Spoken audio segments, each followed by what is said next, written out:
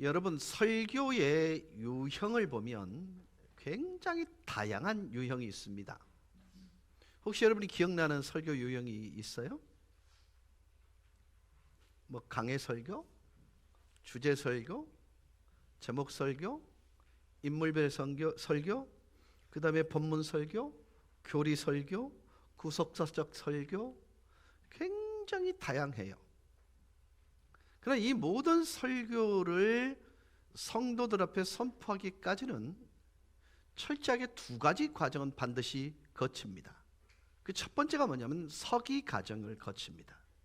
여러분, 한글로 번역되어 있는 많은 부분들이 사실요 그 당시의 문화를 우리에게 전달해 주지는 않아요.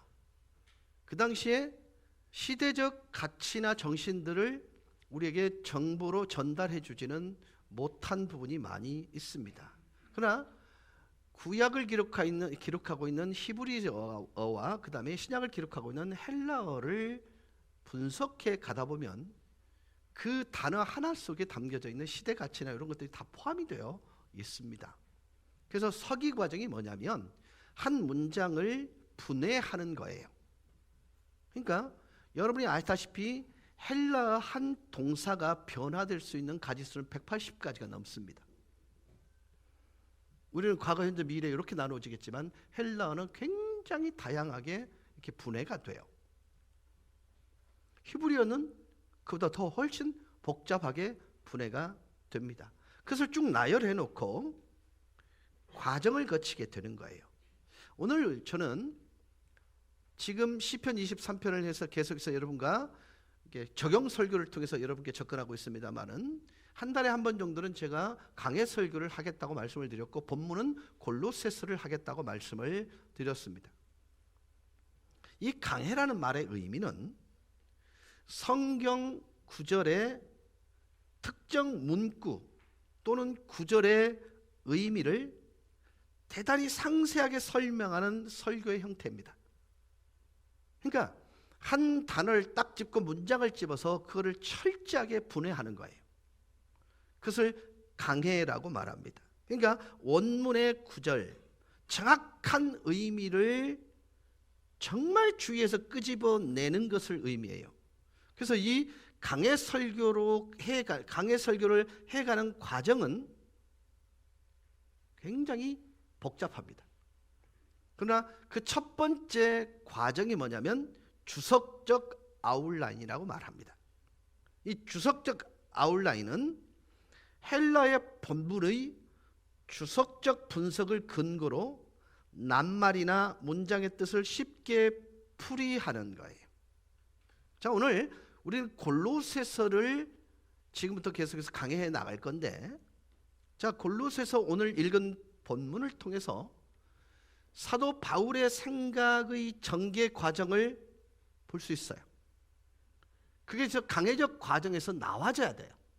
두 번째는 그 과정을 통해서 본문 전체 그림을 가능한 정확하게 보여줘야 됩니다.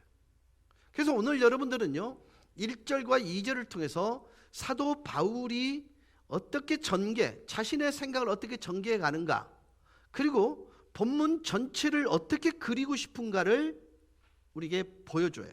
그래서 여러분, 주석적 과정의 첫 번째 과정 속에 담는 내용은 이렇습니다. 1절, 2절을 통해서 첫째는요, 이 주석적 아웃라인의 첫 번째 과정에서 바울과 디모데가 이 편지를 쓰고 있다는 사실을 우리가 알 수 있어요. 두 번째로는 골로새 성도들이 이 편지를 받아보는 사람이라는 것도 알 수 있어요. 세 번째는 사도 바울이 이 골로새서 전체를 통해서 골로새 성도들에게 전하고 싶은 주제가 뭐냐? 은혜와 평강이라는 거예요. 그 다음에 이것이 어느 정도 분석이 되고 나면 이걸 강해적 과정을 거치는데요, 강해적 원리를 파악하는 그 부분들이 굉장히 중요하거든요. 자, 1장 첫 번째 두 절은요 바울의 인사입니다. 그렇기 때문에 서두이기 때문에 골로새 전체를 대하게 될 성도들의 자세를 가다듬게 해주는 말씀이 담겨져 있어요. 그러니까 아까도 말씀을 드렸습니다. 사도 바울이 골로새 교인들에게 전달하고 싶은, 골로새서를 통해서 전달하고 싶은 주제는 두 가지입니다. 은혜와 평강이에요. 근데 그 은혜와 평강을 좀 더 강해적인 요소를 보강을 해서 하는데 세 가지의 강의 원리를 도출할 수 있어요. 한번 보실까요? 첫째는요, 이 편지 내용은 사도적 권위를 지는 말씀이기 때문에 말씀을 청종해야 된다. 자, 이걸 잠깐 접어두고요, 바울의 입장에서 골로새 성도들과 골로새 교회가 처한 것을 고려해서 이 골로새서를 쓰고 있거든요. 안 그렇습니까? 우리가 편지를 누구에게 쓸 때에 그 사람의 형편을 정확하게 인식해야 그 편지가 효율적이죠. 그러니까 사도 바울이 은혜와 평강이라는 주제를 가지고 골로새서를 써 나갈 때에 이미 이 바울은 골로새의 상황들을 알고 있다, 모르고 있다? 알고 있다라는 거예요. 그래서 은혜와 평강을 하나님께서 내게 선물로 주시기를 원하는데, 그 은혜와 평강이 하나님께서 주시는 선물로 그들의 삶에 실제적으로 적용시킬 수 있는 방법으로 사도 바울이 제시하는 게 뭐냐면 순종하라는 거예요. 여러분, 정말 중요한 테마거든요, 이것은. 자, 지금 골로새서는 골로새 지역에 있는 교인들에게 편지를 하는데, 사도 바울이 그들에게 전달해 주고 싶은 하나님의 마음이 뭐다? 은혜와 평강이에요. 근데 그 은혜와 평강이라는 것이 내 실제적인 삶에 적용되어지고 그 은혜와 평강을 누릴 수 있는 방법이 뭐다? 순종이라고 말씀을 드리고 있는 것입니다. 그런데 그 순종이 무엇에 대한 순종이다? 하나님의 말씀에 대한 순종이라는 거예요. 그런데 사도 바울이 하나님의 말씀이라고 하는 그 부분들을 그 입술과 편지를 통해서 전달하려면 이 편지를 쓰는 사람의 권위가 하나님으로부터 부여받았다는 사실을 그들이 인정해야 그 말씀이 하나님의 말씀이 되는 거잖아요. 그래서 그는 뭐라고 얘기하면 나는 사도된 자라고 얘기합니다. 즉 하나님의 권위를 가지고 너에게 이 편지를 쓴다라는 거예요. 그 첫 번째가 그 조거예요. 그 다음에 그리스도를 믿는 성도라면 반드시 그리스도인의 삶의 식과 법이 된 하나님의 말씀을 귀 기울여 들어야 된다고 말씀하고 있어요. 세 번째는 뭐냐면 은혜와 평강이 하나님의 선물이기 때문에 그 선물은 반드시 순종의 과정을 통해서 허락되어지는 것이다라는 걸 지금 강해적 과정을 통해서 여러분께 말씀을 드리는 거예요. 강해적 원리가 이제는, 자, 첫 번째는 뭐라 그랬어요? 주석적 아웃라인이 나왔죠. 두 번째는 뭐예요? 강해적 아웃라인이 나왔지요. 요 두 개를 요리해서 만들어내는 게 설교적 아웃라인입니다. 모르더라도 들으셔요. 그러니까 지금 제가요, 설교에 진입하지 않았습니다. 설교가 완성되는 과정에서 강해 설교라는 것이 이런 과정을 통해서 여러분에게 전달되어진다는 것이고, 강해 설교를 정확하게 이해되어져야 본문을 이해하는데 쉬워지는 거기 때문에. 자, 이제 주석적 아웃라인, 그 다음에 강해적 아웃라인을 섞는 작업. 그래서 이 설교적 아웃라인은요, 맛있는 요리를 만드는 작업과 똑같아요. 영양분이 많이 주어진 이렇게 재료들을 성도들이 먹기 좋게 적절하게 요리하는 것이 말씀을 전달하는 설교자의 책임이에요. 자, 그러면 사도 바울이 골로새라는 지역에 속해 있는 성도들에게 은혜와 평강이 필요하다는 걸 알았다는 말이죠. 그러면 이상경 목사만큼 명곡교회의 영적인 상황과 실제적인 삶에 가장 적합하게 훈련되어진 사람은 이 세상에 없어요. 그러니까 여러분에게 가장 합당한 메시지를 전달할 수 있는 축복 또한 제가 가지고 있고 그 책임 또한 제가 가지고 있다는 걸 말씀을 드리는 거예요.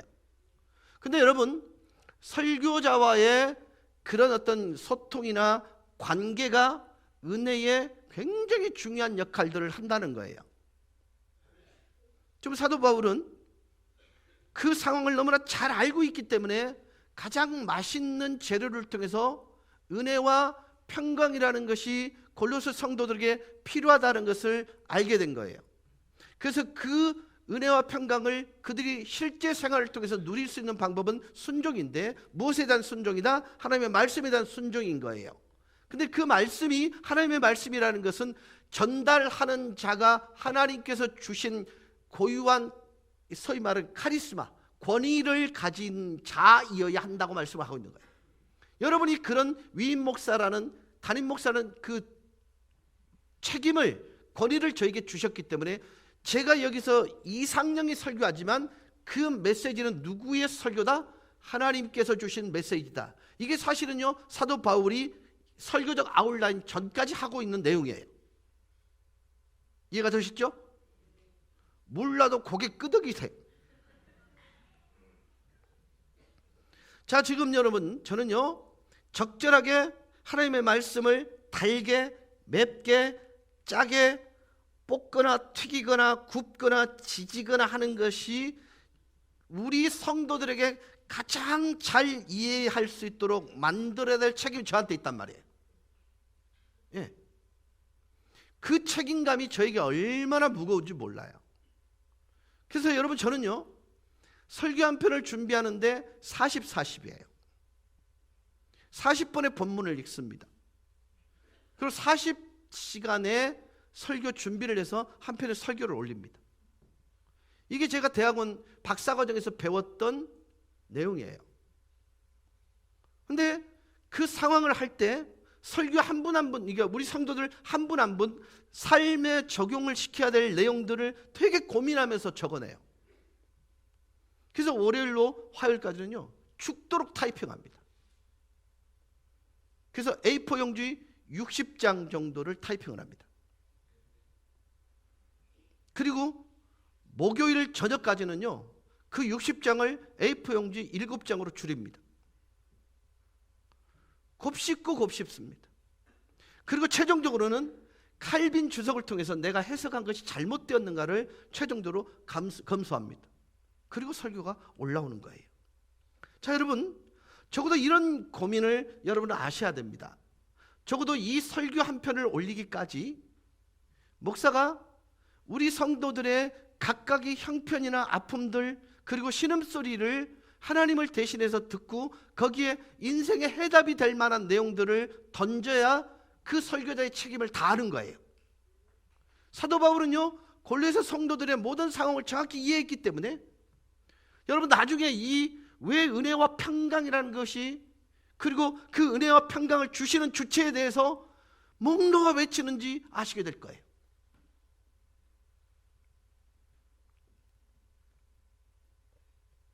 그렇다면 지금 이 본문을 가지고 제가 설교하는 이 설교 내용은요, 그 수많은 목회자들이 설교하는 내용의 지극히 한 부분이에요.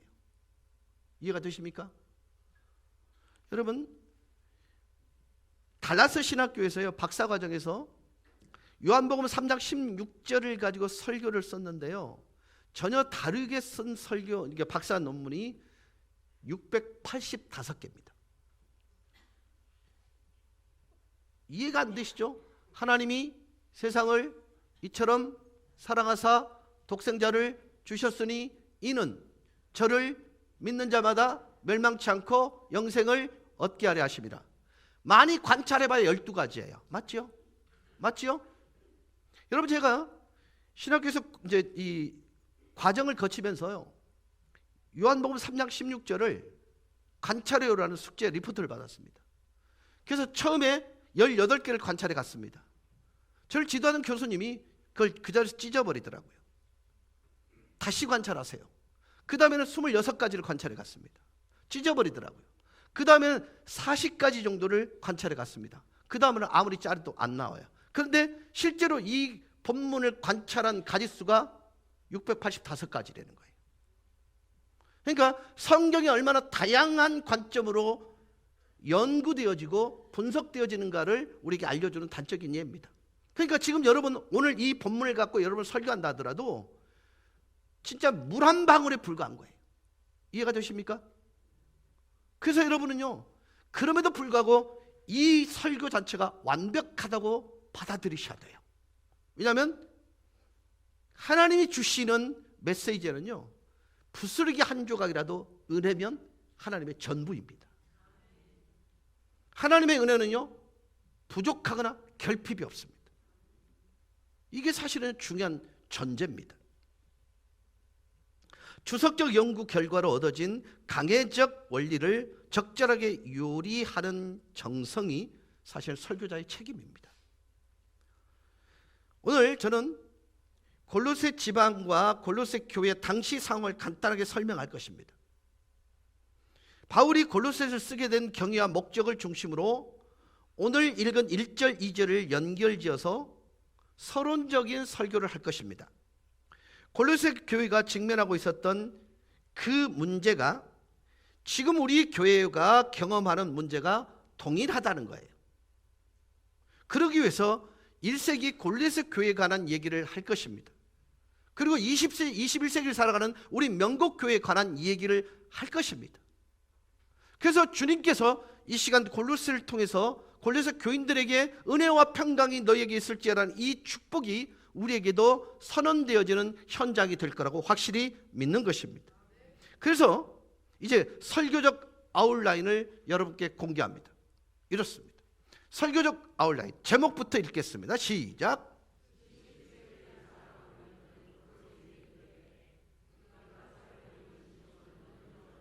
거기까지만 읽으시죠. 예. 자, 지금 우리가 살아가고 있는 21세기는요 정말 영적인 혼돈의 시기입니다. 그래서 21세기의 골로새를 소개합니다. 그리고 난 뒤에 21세기의 우리의 진짜 모습을 보려면, 그런데 1세기 골로새 교인들이 경험했던 영적 혼란이 지금 우리 시대와 일치해야 되기 때문에 1세기 골로새를 연구해야 돼요, 안 해야 돼요? 해야 되겠죠. 그래서 1세기 골로새를 소개합니다. 그러면서 그 1세기를 소개하는 걸 통해서 우리는 이 골로새 시대를 살고 있구나를 깨닫는 거예요. 두 번째, 21세기 골로새 교회를 소개합니다. 그 소개 내용은 그렇습니다. 우리에게는 그리스도의 진리가 있다. 왜냐하면 이건 나중에 설명이 될 거예요. 이 1세기의 골로새 교회는요 정말 심각한 이단에 빠져 있었습니다. 우리 시대도 마찬가지입니다. 여러분, 우리 교회 안에 이단이 없을 것 같죠? 있습니다. 자도치, 자기, 나중에는 그 설명이 됩니다. 두 번째는요, 21세기 골로새 교회가 우리입니다. 그러면서 세 번째, 우리에게는 은혜와 평강이 있습니다. 근데 그 은혜와 평강은 하나님의 선물입니다. 그 다음에 우리가 경험한 은혜와 평강은 누군가에게 나누어져야 합니다. 그리고 마무리하는 설교입니다. 자, 이제 설교 시작하겠습니다. 뭐 이렇게 실망하십니까? 끝난 줄 알았죠? 아들아, 너무 솔직하지 말자. 이래 맞지? 자, 오늘 제목이 뭐라 그랬죠? 21세기 골로새 교인들에게. 어떤 사람이요 골프를 치러 나갔다고 합니다. 초보라서 잘 치는 그런 골퍼는 아니었던가 봅니다. 드라이버를 힘껏 쳤는데 공이 페어웨이를 벗어나 버렸어요. 그 페어웨이를 한번 보시겠습니까? 이게 페어웨이입니다. 푸른 잔디 저 넓은 데로 공이 떨어지지 않고 어디요? 저기 소나무 보이십니까? 그 옆으로 샌 거예요. 그 페어웨이 밖으로 나가서 개미들이 많이 살고 있는 모래밭에 떨어졌습니다. 이 초보 골퍼는요 공 있는 곳으로 가서 자세를 가다듬습니다. 힘껏 골프클럽을 휘둘렀습니다. 그런데 공은 그 자리에 그대로 있고 공 옆에 있던 개미들만 졸지에 수백 마리가 죽습니다. 보이십니까? 저기 시커멓게 보이는 게 개미입니다. 다시 자세를 가다듬고 휘둘렀는데 같은 결과가 나옵니다. 그게 수백 마리의 개미들이 몰살당한 것입니다. 개미들 사이에 난리가 납니다. 갑자기 웬 거인이 뜩 하고 나타나서 개미들 세상을 파멸로 몰아가고 있는 것이었습니다. 그때였습니다. 어떤 개미 한 마리가 목소리 높여 소리칩니다. 모두들 나를 따라오십시오. 나를 따라오면 사실 수 있습니다. 그때 다른 개미들이 기대감을 갖고 묻습니다. 어디로 가는데요? 어디로 가야 삽니까? 그러자 지도자이기를 자처하던 개미가 자신 있게 대답합니다. 저 골프공 위로 올라가면 됩니다. 못 듣는 사람은 병든 분들이세요. 자, 여러분, 우리가 살아가고 있는 세상은요, 혼돈을 경험하고 있습니다. 너무나 많은 사람들이 다양한 인생 철학을 가지고 우리의 리더가 되려고 합니다. 그리고 적지 않은 사람들은요, 그러한 가르침에 자신의 인생을 맡기며 살아갑니다. 여러분께 이렇게 질문합니다. 우리가 따라가고 있는 리더가 누구예요? 어떤 인생 철학에 우리의 인생을 맡기고 살아가십니까? 사도 바울은 골로새를 통해서요, 혼돈 가운데 있는 골로새 성도들에게 두 가지 내용을 특별히 강조해서 가르치고 권면합니다. 첫 번째 가르치는 내용은 뭐냐면 그리스도가 하나님이다.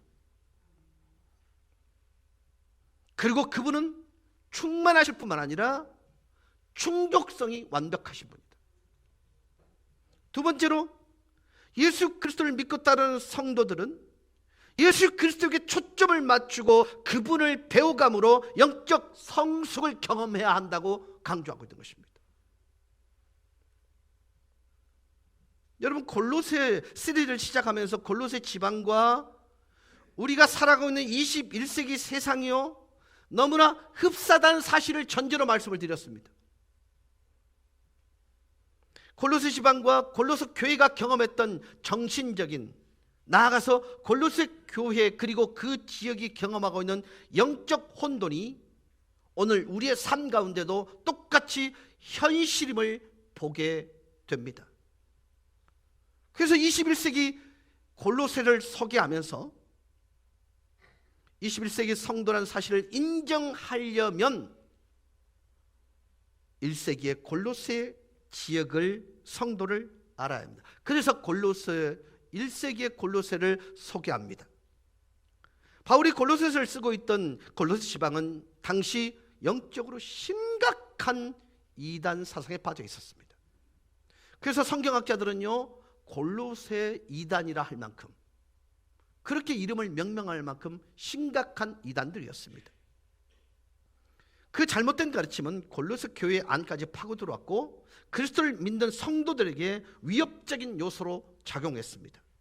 이런 상황에서 바울이 펜을 들어서 그리스도가 하나님이시다, 그분의 충족성은 완벽하다, 그 잘못된 가르침으로부터 골로새 성도를 보호하려고 시도합니다. 골로새 이단이 무엇인가에 대한 성경학자들의 논란은 다양합니다. 그러나 저는 골로새서에 나와 있는 그 자체만으로도 얼마나 심각한 영적 위기 이단들이 들어와 있는가를 살펴볼 수 있습니다. 첫 번째, 골로새 2장 16절입니다. 그러므로 먹고 마실 것과 절기나 초하루나 안식일을 이유로 누구든지 너희를 비판하지 못하게 하라. 여러분, 구원은 오직 그리스도를 믿음으로 말미암아 얻습니다. 근데 여기에 들어와 있는 이단들은요, 율법과 의식을 지키고 그리고 예수를 믿어야 된다는 그것을 설파했습니다. 아니죠? 그리스도가 오심으로 모든 율법은 완성이 된 것입니다. 그리고 그 율법은 이제는 구원을 받는 방편이 아니라 삶의 원리로 적용되는 것으로 변화가 됩니다. 2장 8절입니다. 누가 철학과 헛된 속임수로 너희를 사로잡을까 주의하라. 이것은 사람의 전통과 세상의 초등 학문을 따름이요 그리스도를 따름이 아니니라. 여러분, 세상적 철학과 가치관으로 성경적 가치관을 대체하려고 했습니다. 여러분, 그냥 이해하고 들으십시오. 그런 부분들이 여러분이 예로 잘 이해를 못하니까 말합니다. 여러분, 적어도 목사가 위임받고 난 이후에는요, 과가 없으면 평생을 한 교회를 섬기는 것이 원리입니다. 그래서 담임 목사가 위임 서약을 할 때는요, 이건 결혼 서약과 똑같은 것입니다. 근데 어떤 교회는요, 담임 목사를 7년에 한 번씩 신임을 못 씁니다. 신임을 못 받으면 결국 그 위임을 철회합니다. 그리고 2번 이상 연임을 못하게 만들었습니다. 성경입니까? 세상입니까? 지금 제가 얘기하는 거예요. 편리한 제도가 교회 안에 들어온 거예요. 여러분, 사람을 선택하는데 가장 기본 원리는 하나님의 은혜입니다. 여러분을 설득해서 하나님이 그를 위임 목사를 세웠죠? 맞죠? 그러면 성경에 위배되지 않고 윤리적으로는 그 부분에서 규범적으로 어긋남이 없으면 우리의 메신저로, 우리의 리더로 끝까지 가는 것입니다. 근데요, 인간 제도가 들어온 거예요. 내 지도를 내가 마음대로 뺐다 넣었다 할 수 있다는 것이죠. 이게 인본주의입니다. 이걸 성경이라고 얘기합니다. 이제 안 되니까 원래대로 가는 제도입니다. 자, 세상 속의 교회, 교회 속의 세상입니다. 여러분 보세요. 세상적 철학과 가치관이 교회 안에 얼마나 많이 들어왔는지 몰라요. 교회의 유일한 원리는요, 성경이어야 합니다. 내 경험도 아닙니다. 내 경륜도 아닙니다. 내 생각도 아니에요. 오직 말씀입니다. 네.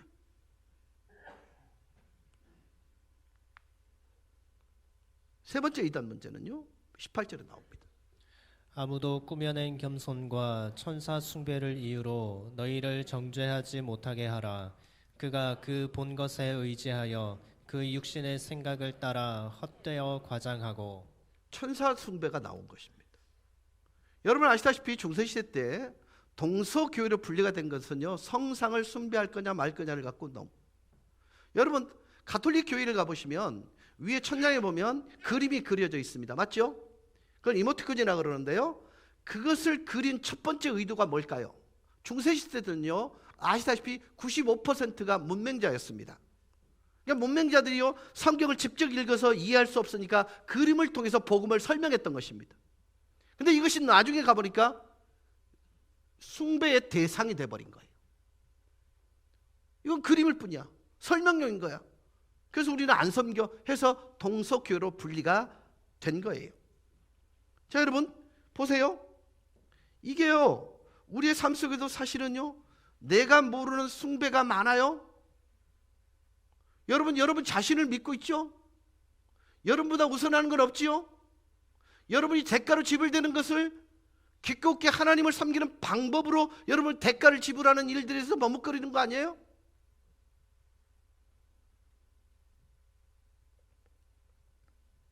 근데 아직 완전한 체계를 갖추지 않았지만 제일 심각한 것은 바로 2세기의 영지주의라고 하는 그 가르침 체계로 발전하게 될 그 내용들이 골로새 교회에 있었습니다. 여러분, 영지주의가 뭐예요? 초대교회의 그 골로새 교회는요, 플라톤의 사상이 굉장히 깊게 영향을 주었습니다.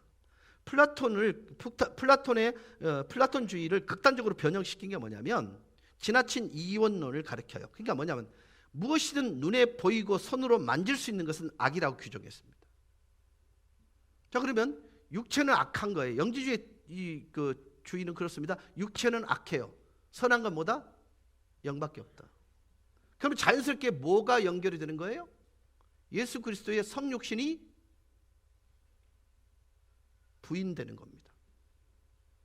어떻게 하나님이 악한 육신을 가지고 들어올 수 있어? 이게 사실은요 골로새 교회 안에 있었던 거예요. 그래서 골로새서 1장 15절 16절 29절에 그리스도 예수의 신성을 부인합니다.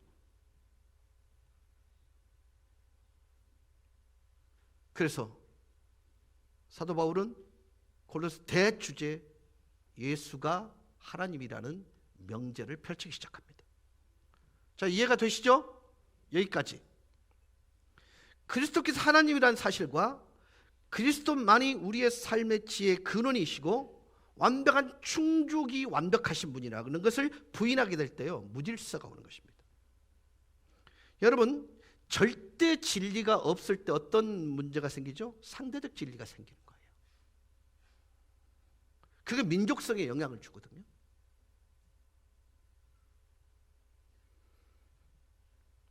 그래서 골로새서 가장 두드러진 주제는요 그리스도께서 하나님이라는 사실입니다. 그리스도께서 하나님이라는 사실이 현대는 어떨까요? 거절당합니다. 포스트 모던이라는 것 때문에. 절대 진리라는 게 없어요. 지난번에 포스트 모던을 제가 쉽게 설명했습니다. 자, 여러분 저기 뒤에 보면 옆으로 미는 문이 있죠. 문의 기능은 뭡니까? 들어오고 나가는 기능이죠. 현대인들의 사고방식은요 지붕 뚫고 올라갔다 내려왔다 하면 그것도 소위 말하는 문 아이가 이런 논리입니다. 그러니까 절대적 진리나 절대적 가치는 존재하지 않아요, 현대사회는. 그러니까 유일신인 하나님에 대해서 어떻게 돼요? 자연스럽게 리젝트 당합니다. 하나님만이 구원이시에요 라고 말하는 것이 거절당합니다. 뭐로 가도 하늘만, 저설만 가면 되는 거 아니야? 이런 가치가 사실은요 민족성을 형성하는 것입니다. 목적이 수단을 신성케 한다는 것이 이게 사실은요 이 시대의 많은 사람들의 의식구조 속에 들어가요. 여러분, 성경 읽기 위해 촛불을 훔쳐야 되겠습니까? 촛불 훔쳐서 성경 읽는 게 적법한가요? 맞아요? 내가 아무리 해도 선한 일이라고 화이트 라이, 선한 의미에 거짓말 해도 됩니까? 어떻게 사랑이라는 게 한 사람의 몸을 있어요? 모든 여자를 사랑하지, 이런 게 맞아요? 여러분, 이런 가치들이요 결국 결혼의 해체 현상까지 와요.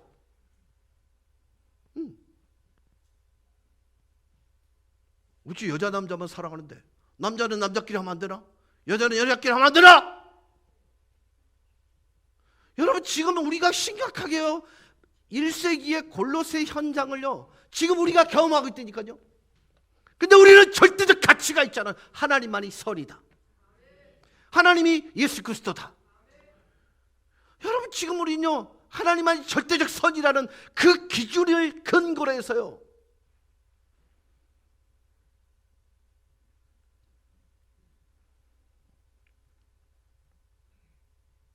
한때 기도원 운동이 한참일 때 어떤 목사님은요 손만 갖다 대면 나았어요. 근데 어느 날 하도 절박한 여성도가 안수를 안 해주니까 다리를 자꾸 늘어졌어요. 그분 말, 야인이라 내 다리 부러진다 놔라 이랬대. 근데 그분이 뭐라고 했냐, 아멘 이랬대. 여러분, 지금도 여러분 뭔가 착각하고 계시는 거예요. 그건 선도 뭣도 아닌 거예요. 여러분, 그리스도를 닮았다는 것은요 품성적으로 닮았다는 거예요. 인격적으로 예수를 닮았다는 거예요.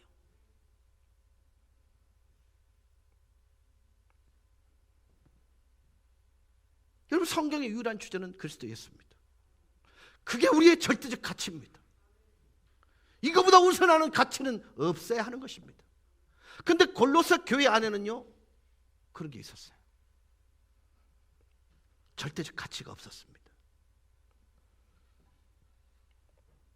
그리스도께서 하나님의 사실이 현대는 거부당하고 있습니다. 배척당하고 있습니다. 심지어 미움을 당하고 있습니다. 이것이 현대 사회의 모든 병폐의 주된 원인이죠. 즉 절대적 가치가 소멸됨으로 말미암아 상대적 가치가 상승하고 있는 것입니다. 그래서 최선이었으니까 차선을 요구하는 것입니다. 왜 없습니까? 있지. 예수님에게 조금 호의적인 사람들은요, 예수님은 4대 성인 중에 하나라고 얘기합니다. 여러분, 이런 대접 주님은 거절합니다. 주님은 당신 스스로 내가 곧 하나님이라고 얘기합니다. 여러분, 기독교를 핍박하던 시절에요, 로마 한 황제가 기독교에 대한 박해를 완화시키기 위해서 호의를 베풀었습니다. 그 호의의 내용이 뭔지 아십니까? 예수님의 형상을 로마의 다른 신들과 함께 신전에 나란히 걸어주겠다고 그 당시 기독교인들이 말을 해줬어요. 그때 기독교인들은 단호하게 거절합니다. 사랑하는 여러분, 성도된 저와 여러분에게는 신앙의 절개가 필요합니다. 그리고 명확한 예수 그리스도 그분에 대한 이해와 주장이 필요합니다. 예수님이 하나님이십니다. 이건 변경할 수 없는 것입니다. 이 절대적인 가치를 기준으로 해서 주님이 보시는 시각으로 세상을 보고, 주님의 마음으로 세상을 살피고, 주님의 생각으로 세상을 향한 인애의 마음을 품는 것, 그게 그리스도인인 것입니다. 이 기준이 없다면 우리 상대적 선을 행할 수밖에 없을 것입니다. 1세기 골로새는요, 바로 이 사실 때문에 혼돈에 깊이 빠져 있었습니다. 우리가 골로새에 살고 있음을 깨달아야 되는 거예요. 이와 같이 골로새 지방의 영적 혼돈 현상은 오늘날 우리가 살고 있는 21세기 현실 가운데도 그대로 재현되고 있습니다. 우리는 이 사실을 직시해야 됩니다. 무디 신학교 총장인 조셉 스토일 목사님은요, 현대 세상을 유혹하며 혼돈 속으로 몰아가는 인생 철학들을 몇 가지로 설명하고 있습니다. 그 첫 번째가 뭐냐? 자기도취주의, 자기중심, 나르시시즘입니다. 자신을 인생의 중심에 놓고 살아가는 잘못된 인생관입니다.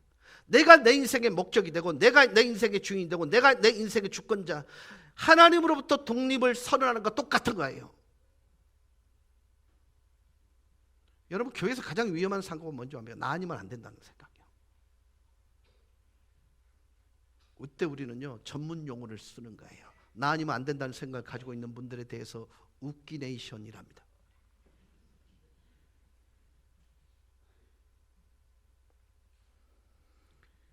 여러분, 내 인생이 내가 내 인생의 주권자라고 하는 것은요, 하나님으로부터 독립선언하는 것과 똑같은 것입니다. 두 번째는요, 향락주의입니다. 향락을 추구하는 몸속의 호르몬, 그 호르몬을 내 인생의 길잡이로 삼고 살아가라고 하는 잘못된 인생관이에요. 이게 여러분 사악한 철학입니다. 두 번째는요, 다원주의 또는 상대주의입니다. 절대적 가치 판단 기준을 부인하는 가르침입니다. 어디로 가도 서울만 가면 된다, 맞습니까? 여러분, 우리나라 속되면요, 버려야 될 게 많아요. 뭐로 가도 서울만 가면 된다? 아니요. 사실보다 중요한 항상 태도잖아요. 우리나라 속담에 우리 만국으로 보내는 것 중에 하나가 뭔지 아세요? 은혜는 물에 새기고, 원수는 어디에 새긴다? 돌에 새긴다. 뒤집으면 돼요. 은혜는 돌에 새기고 가슴에 새겨야 돼요. 대신에 원수는 어디 있다? 물에 새겨. 그게 내가 사는 인생이라고요. 그게 예수 믿는 사람들이 가져야 될 거예요. 근데 한번 생각해 보세요. 여러분이, 내가 언젠가 그런 말씀 드렸죠. 그래도 안 되는 분들 우리 교회 꽤나 많다고.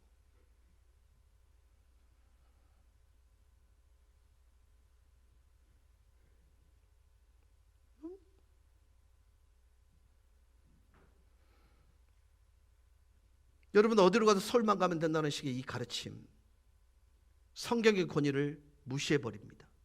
성경만이 유일한 절대적인 하나님의 말씀이라는 사실을 부인하고 그 사실에 도전하는 철학입니다. 성경은 하나님이 말씀하여 이르시기를 라고 선포하지만, 다원주의는 내 생각에는, 내 생각대로 살겠다는 주장, 너는 너대로 나는 나대로 저 사람은 그 사람대로 나름대로 살아가도록 놔두라는 이 가르침, 겉으로는 관용을 중시하는 것처럼 보입니다만 절대적 가치 기준을 무시하는 상대주의입니다. 스님들한테 제가 가끔씩 이런 질문을 해요. 스님, 내세관이 있나요? 불교에는 꼭 이렇게 말합니다. 극점에 가면 정점에 가면 하나가 되지요 라고요. 그러니까 여러분, 가톨릭에서도 그렇고요, 불교에서도 그렇고, 뭐 종교를 비판하고 그런 건 아닙니다. 우리는 목에 칼이더라도 오직 예수만이 구원의 길입니다라고 얘기하는데요, 그들은요, 뭐로 가도 서울만 가면 되는 거 아닙니까? 라고 얘기합니다. 그게 간영처럼 보이십니까? 아닙니다. 그것이 만약에 제가 믿는 그것이 사실이라면요, 무책임한 짓입니다. 누가를 죽이는 짓이잖아요. 그렇지 않습니까? 거기도 구원이 있습니다라고 말하는 그 무책임한 거잖아요. 근데 우리는 절대적 진리라 절대적 가치를 가지고 있는 사람입니다. 하나님이, 그리스도가 하나님이시다. 그분의 모든 충족성은 완벽하다.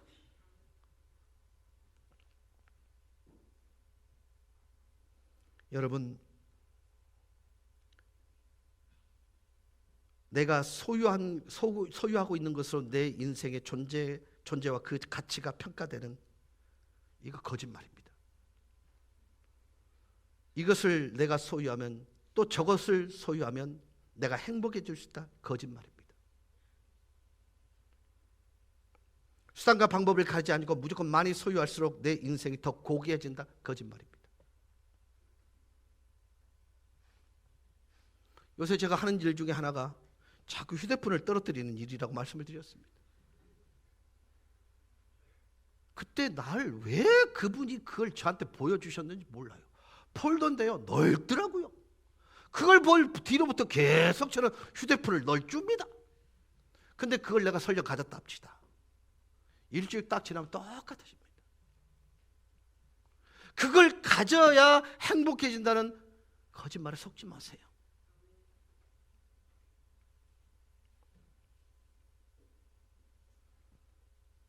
많은 사람들, 심지어 그리스도를 믿는 분들도 이러한 사단의 꾀임에 자꾸 속아 넘어가 있다는 사실을 기억하십시오. 현대 문제는요, 사람들이 하나님을 믿지 않는 것이 문제가 아니라요, 사람들이 아무 것이나 믿으려고 한다는 사실을 지적하고 있습니다. 여러분, 혹시 박보살이라고 기억하세요? 박보살님. 우리 집이 지금 살고 있는 그 집이 점집이었습니다. 원래 무당집이었어요. 그곳에서 점치던 분이 박보살입니다. 그분하고 제가 사이좋게 지냅니다. 근데 그분이 그 집을 팔고 어디로 왔어요? 이사를? 바로 이쪽으로 왔습니다. 비축질을 하는데, 한참 비축질을 하는데 박보살님이 머리 단장하게 딱 보다가 다 눈이 마주친 거예요. 박보살님, 밤에 뭔가 번쩍번쩍 해야 되는데 영업에 방해될지 모르겠어요. 그랬더니 목사님이 신경도 쓰지 마있어. 막 그냥 하고 싶은 대로 하이소 그래요. 그리고 한 달 만에 이사 갔습니다. 그래서 우리 집 주변에는요, 점집, 무당집이 원래 억수로 많았습니다. 기억나십니까? 저 나가라고 선포한 적 없습니다. 고마, 주여, 점집이 이렇게 많습니다. 그랬더니 그게 1년에 하나씩 빠지고 지금은 없어요. 근데 아멘할 일은 아니고, 근데 최근에 여러분 토속 된장집 아시죠? 주차장 옆에 있는 그 집에 밥 먹으러 딱 들어갔는데 낯익은 분이 열심히 차를 닦고 있었습니다. 내가 소리쳤습니다. 박보살님, 오랜만이에요. 목사님 여기가 웬일이세요? 나 이거 자주 다녀요. 근데 그 점집이요, 원래는 한 칸이었는데 지금 2칸입니다. 붕했습니다. 여러분, 지금은요, 어떤 절대적 가치가 없기 때문에요, 무엇이든 믿으려고 해요.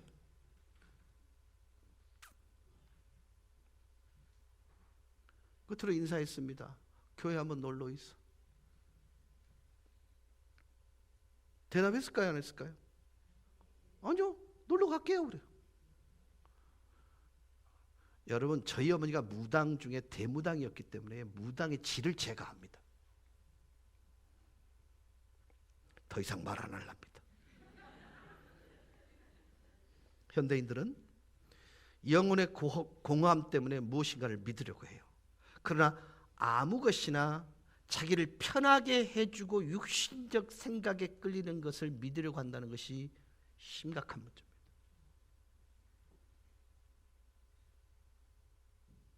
진리 여부를 떠나서 오히려 자기가 원하는 것을 신으로 삼는 현대의 풍조를 우리는 경계해야 합니다.